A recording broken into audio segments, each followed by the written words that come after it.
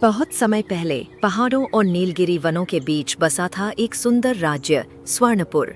वहाँ की राजकुमारी मृणालिनी न केवल सुंदर थी बल्कि बेहद दयालु और बुद्धिमान भी।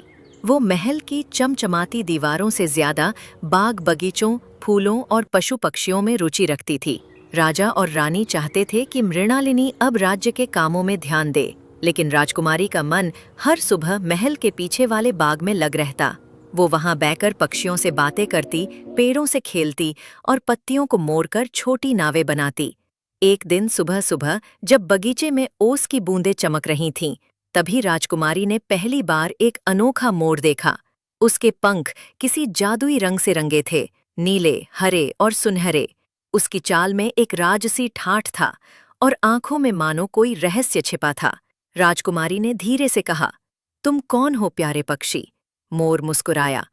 हाँ, मुस्कुराया और फिर धीरे से बोला, मैं हूँ नीलपंख, नीलवन का रक्षक, पर अब मैं शरण में हूँ क्योंकि मेरे जंगल पर संकट छाया है। राजकुमारी चौंकी। एक बोलता हुआ मोर, लेकिन नीलपंख की आंखों में सच्चाई थी।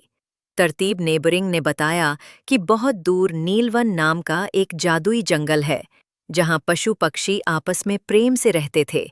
वो जंगल जादुई था, हर वृक्ष बोलता था, फूल गाते थे और झीलें सपने दिखाती थीं। लेकिन अब उस जंगल पर एक दुष्ट राक्षसी काकालिका ने कब्जा कर लिया है।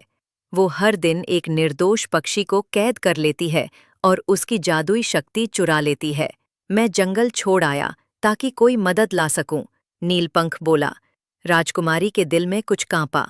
उसने बिना सोचे कहा, मैं चलूंगी तुम्हारे साथ, मैं तुम्हारे नीलवन को बचाऊंगी। राजा रानी ने पहले मना किया, पर मृणालिनी की आंखों में साहस था। उन्होंने अंततः अनुमति दे दी। राजकुमारी और नीलपंख ने एक रात चुपचाप महल छोड़ा और जादुई जंगल की ओर निकल पड़े। रास्ते में उन्हें 3 परीक्षाएं पार करनी थीं। 1.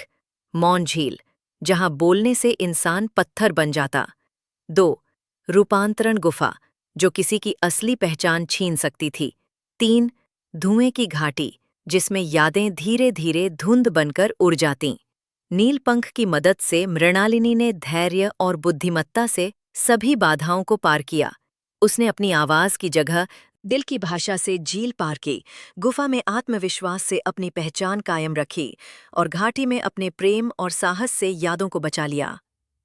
आखिरकार वे नीलवन पहुंचे। वहां का सौंदर्य अब सूखा और उदास था। आकाश में धुंध, पेड़ों पर खामोशी और पक्षी पिंजरों में बंद। काकालिका ने हंसते हुए कहा, राजकुमारी, तुम सोचती हो कि प्रेम से जंगल बचा लोगी। मृणालिनी ने ना डरते हुए जवाब दिया, मैं प्रेम से नहीं, न्याय से लड़ने आई हूं। राजकुमारी ने अपने आंचल से वह पवित्र मोती निकाला जो उसकी मां ने विदा के समय दिया था। वो मोती असल में सत्य और करुणा का प्रकाश था। जैसे ही उसने वह मोती हवा में उछाला, एक उजाला फैला और काकालिका की काली छाया चिल्लाकर गायब हो गई। पक्षियों के पंख फिर से रंगीन हो गए, नीलपंख का शरीर चकमकाने लगा और नीलवन फिर से मुस्कुराया।